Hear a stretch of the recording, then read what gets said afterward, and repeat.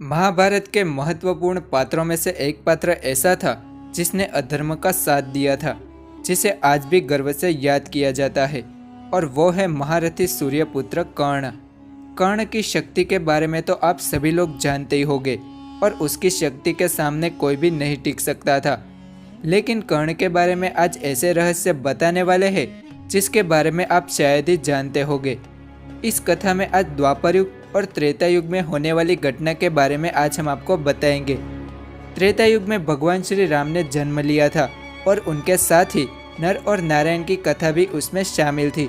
आप सभी लोग ये तो जानते होंगे कि कर्ण में सूर्य देव का अंश था, परंतु कर्ण में राक्षस का अंश कैसे आया था उसके बारे में आज हम आपको बताने वाले हैं। और उसी कारण से उसने अधर्म का साथ दिया था, इसी कारण से उसे सारा जीवन कष्ट भी भोगना पड़ा था। इस घटना के पीछे एक रहस्यमय कथा जुड़ी हुई है, तो चलिए उसके बारे में बताते हैं। त्रेता युग में दंभोदर नाम का एक राक्षस था। उसने कई सालों तक तपस्या करके भगवान सूर्य देव को प्रसन्न कर लिया था, लेकिन तपस्या के फल के रूप में उसने अमरता का वरदान मांग लिया। अमरता का वरदान देने से सूर्य देव ने साफ मना कर दिया था। तभी उसने सहस्त्र कवच का वरदान मांगा। सहस्त्र कवच यानी कि 1000 कवच की सुरक्षा।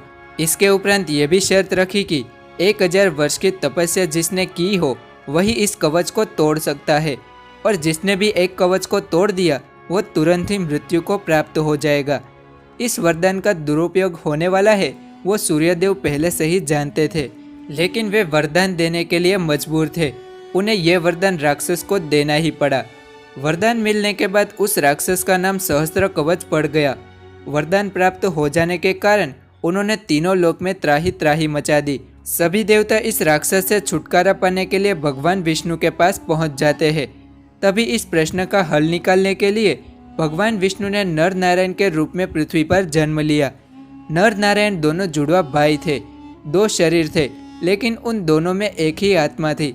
थोड़ा समय बीतने के बाद दोनों भाई बड़े हो जाते हैं, और उसके बाद एक भाई तपस्या के लिए वन में गया और दूसरे ने राक्षस को युद्ध के लिए आह्वान दे दिया। राक्षस ने नर के सामने हंसकर कहा, हे मूर्ख, तुम नहीं जानते, ऐसे में युद्ध करना ठीक नहीं है। युद्ध से पहले मेरा कवच तोड़ना पड़ेगा। उतनी शक्ति है तुम्हारे पास? मेरा कवच वही तोड़ सकता है जिसने 1000 वर्ष की तपस्या की हो। तभी नर ने उस राक्षस को बताया कि तुम्हें भी नहीं पता है कि मेरा भाई नारायण वन में तपस्या कर रहा है। हम दोनों भाई अलग हैं, लेकिन आत्मा एक ही है, इसलिए मैं तुम्हें युद्ध के लिए आह्वान देता हूँ। आओ और मुझसे युद्ध करो। युद्ध में नर ने उस राक्षस का एक कवच तोड़ दिया, लेकिन वरदान के अनुसार नर की तुरंत ही मृत्यु हो जाती है। नर को मरा हुआ देखकर नारायण वहां पर तुरंत पहुंच जाता है। इसके बाद नारायण ने नर के पास बैठकर महामृत्युंजय मंत्र का पाठ किया। इसका पाठ करने से नर फिर से जीवित हो गया।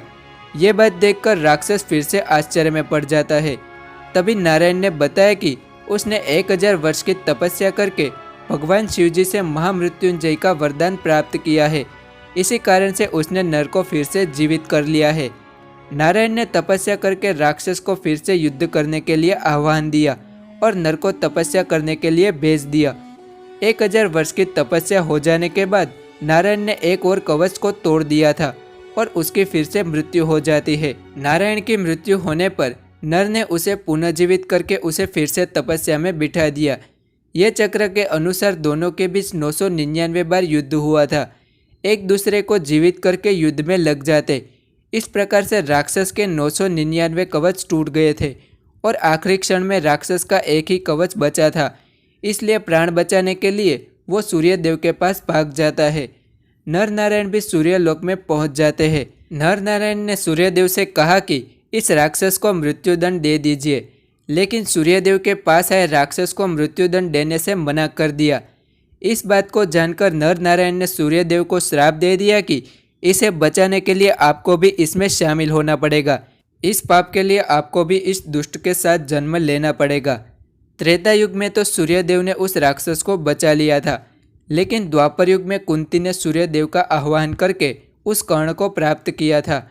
कर्ण के रूप में सूर्य और राक्षस ने जन्म लिया था। त्रेता युग के नर और नारायण ने द्वापर युग में अर्जुन और श्री कृष्ण का अवतार लिया था।